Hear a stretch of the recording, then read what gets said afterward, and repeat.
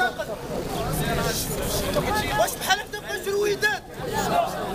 راه حنا خرجنا ومفرطين في الوقت ديالنا ومفرطين ومضحين على قبل الوداد، حيت ما بغيناش بحال السيد يجي يعايرنا ويقول لنا مقربين ويقول لنا مرتزقه ويقول لنا مخلصين علينا عباد الله باش نجيو نهضروا ضده، حيت هو ما عطاناش، حيت الوداد عنده 17 بطوله.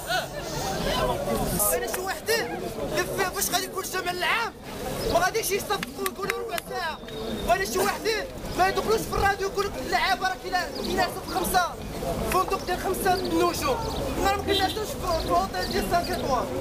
الا كانوا هما هادشي اللي دايرين مصر حنا بقينا فريق ديال الالقاب، بغينا فريق اللي ناس، بغينا فريق اللي شرفنا، بغينا رئيس اللي يحترم الجمهور ديالو، هادو هما المطالب ديالنا.